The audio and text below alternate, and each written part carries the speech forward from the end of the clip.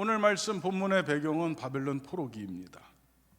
하나님의 백성이라면 절대로 겪어서는 안 되는 그런 일들을 지금 하나님의 백성들이 겪고 있습니다. 이스라엘 백성들이 느끼는 고난의 충격은 나는 불행하다 정도가 아니라 나는 비참하다라고 하는 것을 느끼고 있습니다. 이런 참담한 자리에 빠진 하나님의 백성들에게 하나님께서 구원해 줄 것을 말씀하시는 내용이 오늘 본문의 내용입니다.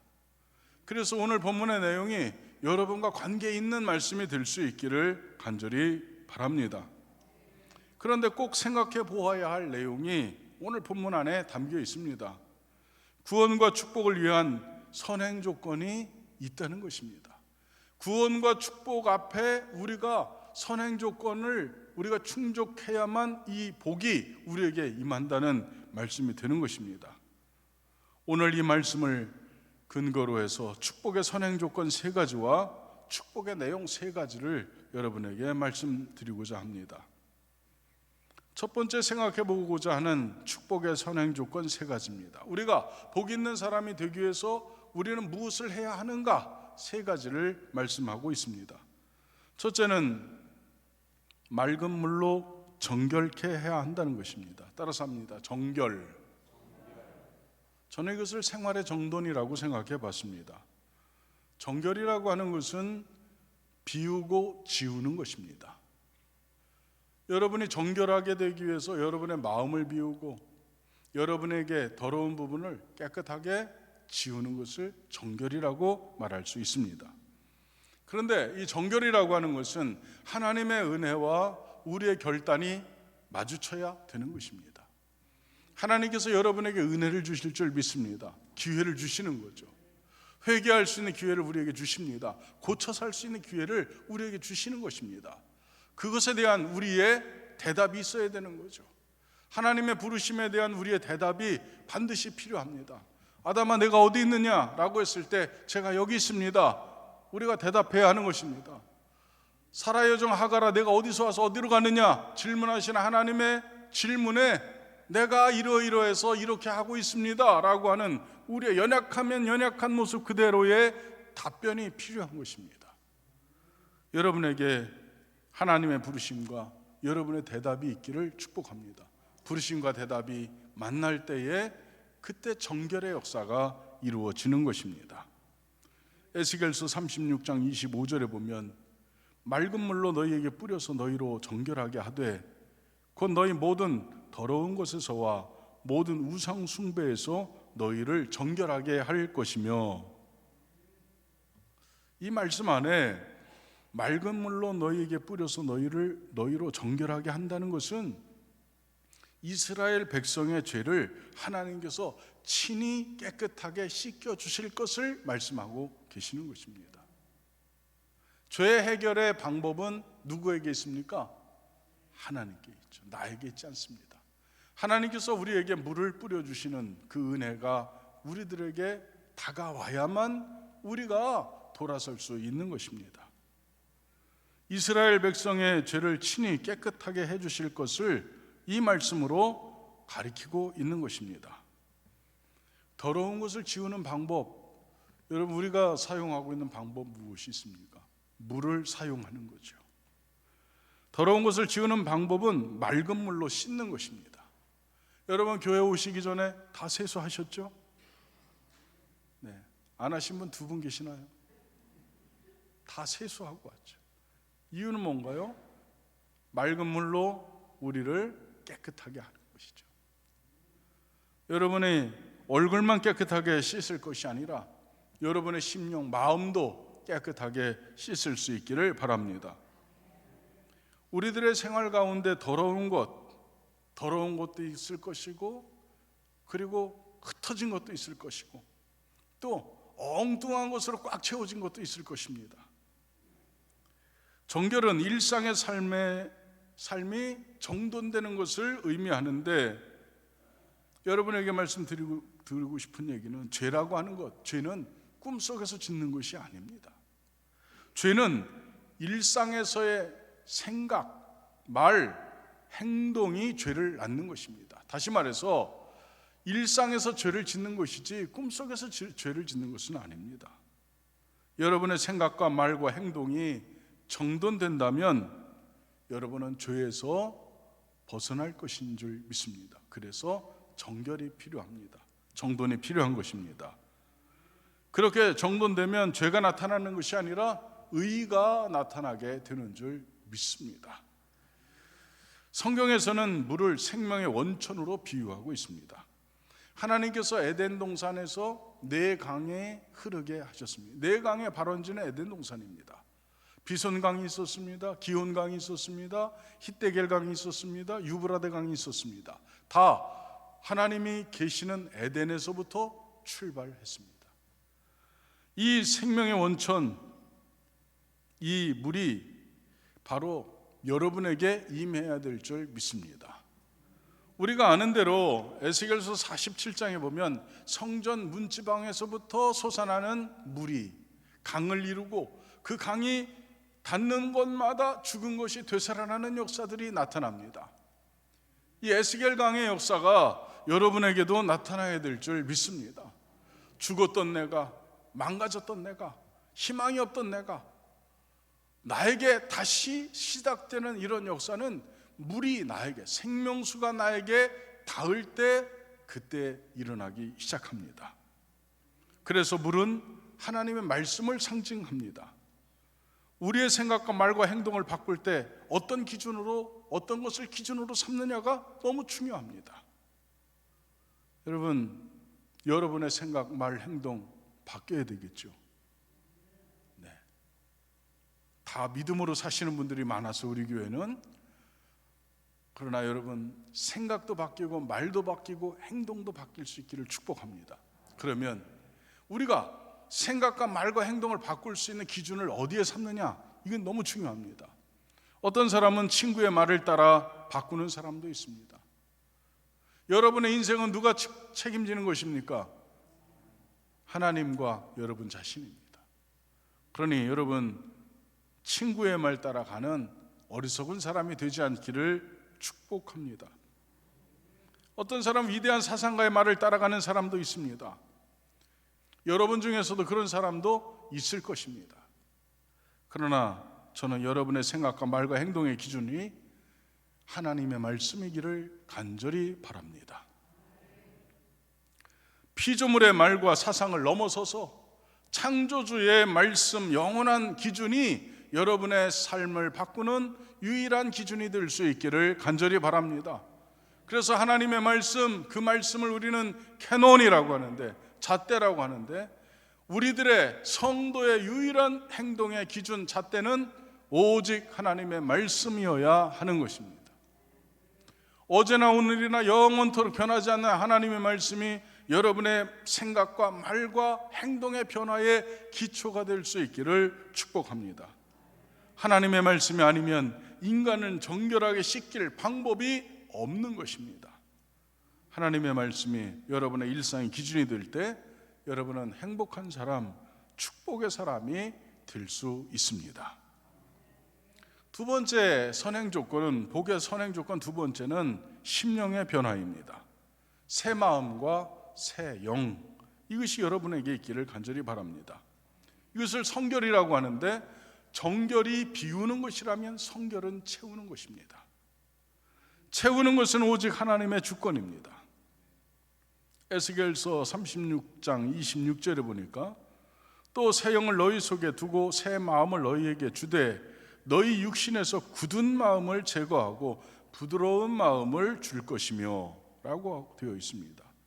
새 영을 너희 속에 두고, 이 말씀은 물로 정결하게 정돈된 삶을 사는 사람에게 하나님께서 새 영을 부어주신다는 것을 말씀하시는 것입니다.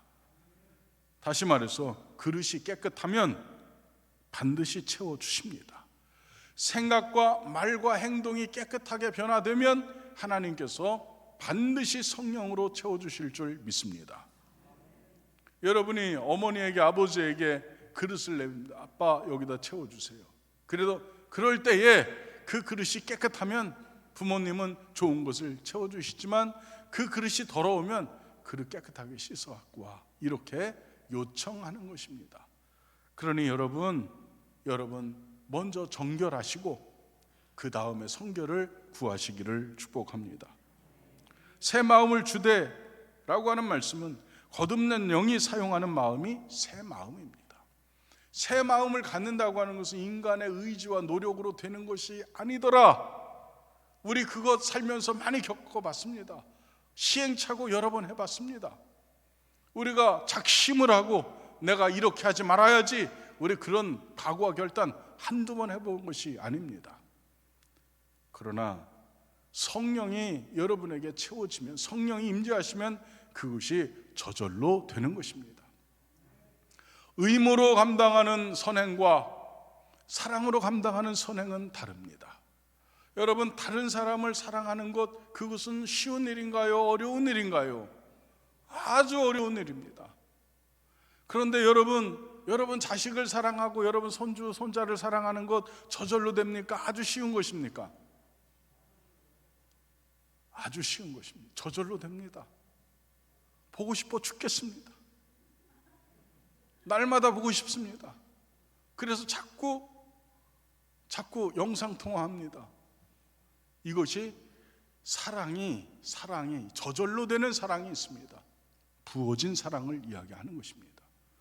예수를 사랑하되 의무로 사랑하지 말고 본능으로 사랑할 수 있는 여러분 되시기를 축복합니다. 그래서 우리들의 신앙은 의지가 아닌 본능이 될 수 있도록 주님의 성령이 우리들 가운데 담길 때에 주님을 향한 사랑, 이웃을 향한 사랑은 본능이 되는 것입니다. 저절로 되는 것입니다. 이것이 새 영을 소유한 사람이 사용하는 새 마음을 이야기하는 것입니다. 여러분, 이 마음을 사용할 수 있기를 주님의 이름으로 축복합니다. 새 마음은 변화된 마음이고, 그리고 선하고 정결하고 의로운 마음입니다.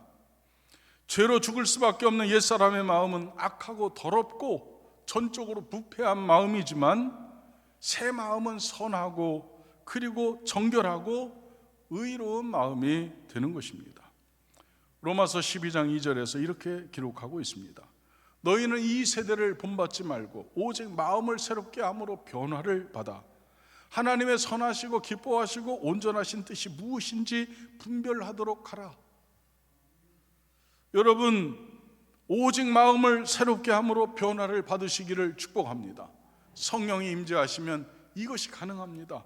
그래서 하나님의 선하시고 기뻐하시고 하나님의 온전하신 뜻이 무엇인지 알 수 있게 됩니다.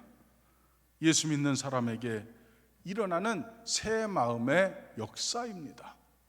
우리 교회는 이 새 마음의 역사가 일어날 수 있기를 주님의 이름으로 축복합니다. 진리의 말씀을 사모하고 영적인 세계를 사모하고 하나님을 즐거워하고 선을 행하는 그런 여러분 모두가 될 수 있기를 주님의 이름으로 축복합니다. 그래서 무늬만 그리스도인이 아니라, 명목상 그리스도인이 아니라 실제 그리스도인, 언제나 그리스도인, 모든 것이 합력하여 선을 이루는 진정한 그리스도인이 될 수 있기를 주님의 이름으로 축복합니다. 너희 육신에서 굳은 마음을 제거하고 부드러운 마음을 줄 것이며 라고 했습니다. 성령을 거듭난 사람은 돌과 같은 굳은 마음이 옥토와 같이 부드러운 마음으로 변화된다고 했습니다. 완고한 마음은 사실 희망이 없습니다. 완고한 마음은 배척하고 밀어냅니다. 그런데 옥토와 같은 부드러운 마음은 수용하고 품습니다. 배척하고 밀어내는 곳에는 생명의 역사가 없지만 품고 수용하는 그런 부드러운 마음에는 선한 역사, 열매 맺는 역사가 나타날 줄 믿습니다. 그곳에는 꽃도 피고 향기도 있고 그곳에 열매도 있고 풍성함도 있습니다. 그러니 여러분, 생명의 역사, 축복의 역사는 이렇게 새 마음과 새 영의 심령의 변화 안에서 일어난다는 사실을 기억할 수 있기를 축복합니다. 세 번째, 축복의 전제 조건이 있습니다. 선행 조건 세 번째는 율법과 율례와 규례의 실천입니다. 다시 말해서 신앙의 변화를 이야기합니다. 에스겔서 36장 27절 보면 이렇게 되어 있습니다. 후반부에 보면 내 영을 너희 속에 두어 너희로 내 율례를 행하게 하리니 너희가 내 규례를 지켜 행할지라. 하나님께서 성령의 감동과 능력을 주셔서 하나님의 율례와 규례를 다 지켜 행하게 하신다는 것입니다. 우리가 아는 대로 오순절 마가의 다락방 성령의 역사 있기 전에는 제자들이 부활하신 주님을 만났지만 그들은 나가서 부활의 증인이 되지 못했습니다. 그들은 여전히 두려웠습니다. 그들은 여전히 일신의 아니만을 생각하는 존재였습니다. 그러나 성령의 능력이 부어졌을 때 그들은 나가서 복음의 증인이 될 수 있었습니다. 바로 이것을 이야기합니다. 신앙의 변화. 하나님의 영광, 하나님의 능력이 아니면 신앙의 변화는 일어날 수 없습니다. 사람으로는 할 수 없지만 성령으로는 할 수 있습니다. 그러니 여러분, 삶이 바뀐다는 것은 길이 달라진다는 것을 이야기하는데 여러분의 길이 성령의 능력으로 달라질 수 있기를 축복합니다. 여러분의 슬픔의 길이 기쁨의 길로 바뀌어지기를 원합니다. 무덤으로 내려가는 길이 성전으로 올라가는 길이 될 수 있기를 축복합니다. 울음의 눈물로 약함이 강함으로, 질병에서 강건함으로, 빈곤에서 부유함으로 저주가 축복으로 바뀌는 놀라운 역사가 여러분에게 있기를 간절히 축복합니다. 어떤 누가 저는 그 복이 필요 없습니다 라고 말할 수 있겠습니까? 아픈 사람들, 그들의 마음 아프지 않아 본 사람은 이해할 수 없을 것입니다. 가난의 고난, 가난의 어려움 겪어보지 못한 사람은 그 경험 이야기하지 못합니다. 얼마나 필요한지 아십니까? 얼마나 간절한지 아십니까? 얼마나 사무치는지 아십니까? 여러분, 우리는 구해야 합니다. 하나님, 저희들에게 은혜를 베풀어 주시옵소서. 하나님, 저에게 복을 주시옵소서. 우리는 구해야 합니다. 그러기 위해서 여러분은 먼저 정결하시기 바랍니다. 여러분, 성결하시기 바랍니다. 여러분, 하나님의 말씀에 순종하시기 바랍니다. 율례와 규례 지키는 것, 하나님의 말씀에 순종하는 것을 이야기합니다. 불순종에서 순종으로 변화되는 것이 축복의 선행 조건 세 번째입니다. 그러면 축복의 내용은 무엇인가 하는 것입니다. 무엇이 축복인가? 축복의 내용 첫 번째는 더러운 데서 구원받는 것입니다. 에스겔서 36장 29절에 보니까 내가 너희를 모든 더러운 데서 구원하고 이렇게 되어 있습니다. 모든 더러운 데에서. 이스라엘 백성들이 종교적으로 도덕적으로 범죄하였습니다. 그래서 그들은 지금 바벨론 포로로 끌려간 것을 이야기하고 있습니다. 우리도 이 바벨론 포로, 이 참담한 상황에 우리들의 인생이 그곳에 걸려 있다면 여러분, 하나님께 구원을 청하시기를 바랍니다. 다시는 그 죄악의 심연에 빠지지 않도록, 그 죄악의 깊은 구덩이에 빠지지 않도록 철저하게 보호하시겠다는 하나님의 강한 의지가 표현된 이 말씀이 여러분의 소망이 되기를 간절히 축복합니다. 여러분, 길에서 벗어나면 고칠 수가 없습니다. 제가 원래 직업이 목수였습니다. 처음 시로도 초보 목수일 때는 이 톱질을 하게 되면, 요즘이야 커팅기가 다 있지만 그때는 다 톱질로 했는데, 이 톱질을 하게 되면 오른손의 힘이 왼손보다 강하기 때문에 이렇게 힘으로 당기면 반드시 오른쪽으로 이렇게 틀리게 되어 있습니다. 이렇게 틀어집니다. 왼손잡이는 왼쪽으로 틀어집니다. 자르다 보면 이것이 금에서 잘못 가고 있는 것을 깨닫고 다시 반듯하게 자르려고 다시 시작하면은 이것이 안내홈이 깊게 나 있어가지고 여지없이 그리 또 갑니다. 그래서 3번, 4번 해도 여전히 잘못된 길로 갑니다. 그럴 때는 어떻게 해야 됩니까? 처음부터 다시 시작해야 합니다. 힘 빼고 천천히 당겨야 합니다. 여러분, 고치는 것 쉬운 일 아닙니다. 그러나 하나님께서 새로운 기회를 주시면 고칠 수 있습니다. 우리는 현재 망가져 있습니까? 현재 비참한 구덩이에 빠져 있습니까? 현재 소망이 없습니까? 하나님께서 이 시간 여러분에게 다시 한 번의 기회를 허락해 주시기를 축복합니다. 하나님은 그렇게 우리를 구원해 주시는 분인 줄 믿습니다. 축복의 두 번째 내용은 기근이 닥치지 않는 삶을 우리들에게 허락해 주신다는 말씀입니다. 29절 후반부에 보니까 곡식이 풍성하게 하여 기근이 너희에게 닥치지 아니하게 할 것이며 라고 되어 있습니다. 기근이라고 하는 것은 나의 열심을 무효하는 것이 기근입니다. 내가 아무리 땀을 흘리고 내가 아무리 좋은 씨앗을 심고 내가 아무리 열심히 일을 해도 하나님의 은혜가 우리에게 임하지 않으면 열매는 없습니다. 그래서 에스겔서 34장 26절에 보니까 이렇게 되어 있습니다. 내가 그들에게 복을 내리고 내 산 사방에 복을 내리며 때를 따라 소낙비를 내리되 복된 소낙비를 내리리라. 하나님의 은혜의 소낙비, 복된 소낙비를 만나지 못하는 인생은 열심히 무효화되는 인생을 살 수밖에 없습니다.